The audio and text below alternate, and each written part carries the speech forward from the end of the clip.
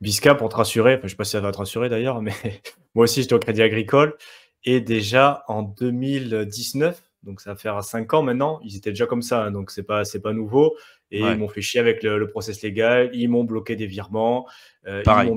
ils m'ont bien cassé, voilà. Ils m'ont fait perdre de l'argent aussi parce que du coup, c'était quand même une super opportunité pour investir et entre-temps, le BTC, il avait pris 3 000 à 4 000 € et je te parle de niveau, il était à 6 500, 7 000 et moi, du coup, le temps qu'il me débloque tout, il était passé à 10 000 déjà. Donc bon, ça commence à dater un peu, mais c'est pas c'est pas nouveau. Donc voilà, effectivement, Crédit Agricole, c'est pas du tout conseillé pour la crypto. Puis tout sorti. Et en plus, il y avait, parce que j'ai vu qu'il y avait des commentaires là, machin, mais pourquoi vous voulez faire un virement? Pourquoi vous voulez mettre autant? Vous savez que nous aussi, on a des offres intéressantes. Est-ce que vous voulez pas que je vous parle des investissements? J'ai dit, alors là, j'étais un minimum chapeau, mais j'aurais dit, mais non, vous arrêtez de me casser Vous les arrêtez de couilles. casser les Vous, couilles, mais non.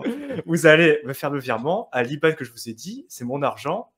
Stop maintenant. Ah oui, mais on a un système, je sais pas quoi. Non, faites-moi mon virement. Mais le temps de finir la décharge, le temps de faire les papiers, le temps de faire le virement et tout, j'avais perdu presque une semaine, quoi. Donc, Mm. voilà. Donc, Et oui, encore, toi, effectivement. dès que tu as signé le paplard, moi, j'étais à la Lyonnaise.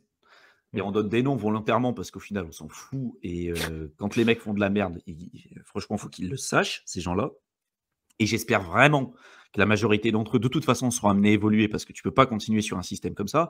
Ce qu'il faut être sûr, c'est déjà l'argent que vous avez à la banque, ce n'est pas le vôtre. À point barre, tu dis c'est mon argent, non, ce n'est pas le tien. Tu as déposé à la banque, c'est l'argent de la banque et tu le vois. Tu veux l'utiliser, tu dis mais c'est mes 3 000 balles. Bah non, voilà, on ne veut pas te les donner, on ne te les donnera pas. Voilà. Moi, ils me cassaient les couilles, ces mecs. Il fallait que je me déplace en physique à chaque fois, aller dans mon agence en physique. Alors, j'étais pas à l'endroit où il y avait mon agence. Des fois, il fallait que je fasse 4 heures aller pour aller signer un bout de paplard en disant oui, j'accepte d'envoyer de l'argent sur Kraken. Maintenant, vous allez me laisser envoyer de l'argent sur Kraken. Ils disent oui, oui, pas de problème. Je dis ça va servir pour tous les virements après. Je vais pas m'amuser quand je veux refaire un autre virement d'aller signer un paplard. Oui, oui, vous inquiétez pas, on a bien compris. T'inquiète pas, la fois d'après, je reviens, virement de 3 000 balles, rebloqué. Il fallait que je me redéplace. Putain, autant dire, comme toi, j'étais chafouin quand je suis retourné dans l'agence. Là, ça m'a énervé, quelque chose de costaud. J'ai dit à un moment donné, ça suffit, puis j'ai clôturé les comptes. J'ai dit, c'est bon, ils Ouais. font chier. Ou alors, après, il y a une autre approche qui est de dire, OK, ces gens-là, ils ont leur process, ils ont leur truc. La plupart du temps, vous tombez sur des mecs qui sont plus abrutis les uns que les autres parce qu'ils comprennent rien et ils appliquent les règles. Ils te proposent des trucs quand tu te formes un minimum à la finance. Les mecs, les placements qu'ils te présentent, c'est de la daube, mais à pas en plus finir. Il y avait Benjamin, à un moment donné, il en parlait, il disait qu'il y en avait certains qui avaient fait une SICAV, un OPCVM, donc une SICAV, gérée avec des fonds indiciels. C'est-à-dire que les mecs, ils te font payer des frais de rentrée, genre de 2%, des frais de sortie de 2% et des frais de gestion de 2,5% pour investir ton argent eux-mêmes sur des ETF. Donc, il y a zéro de gestion de leur côté, mais eux, ils te prennent des frais de dingue.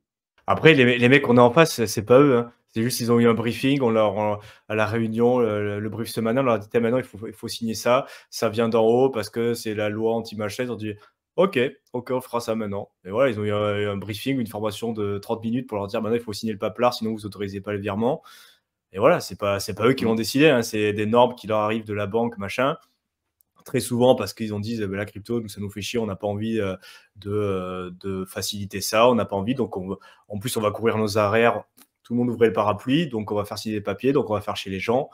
Et voilà, eux, ils n'ont pas intérêt, ils ont considéré que c'était pas une part de marché, qu'ils n'avaient pas envie de participer à ça, qu'ils n'avaient pas envie de faciliter ça. Donc voilà, ils mettent les choses Mm. en place par rapport à ça, mais nous, on n'est pas obligé d'accepter non plus. Donc, comme tu l'as dit, il y a des solutions pour se tourner vers des outils, des instruments bancaires, des entreprises qui, elles, pour le coup, ont décidé que c'était pas quelque chose voilà, qui permettrait de manière assez facile de faire des virements. Voilà, tout le monde joue son Mm. jeu et il faut savoir choisir. Mais c'est vrai que la banque traditionnelle en France en général, et même dans d'autres pays, je pense, ils sont quand même plutôt réticents et vous aurez beaucoup plus de problèmes que si vous passez par un Revolut, une N26, une néobanque, quoi, tout simplement. Exactement.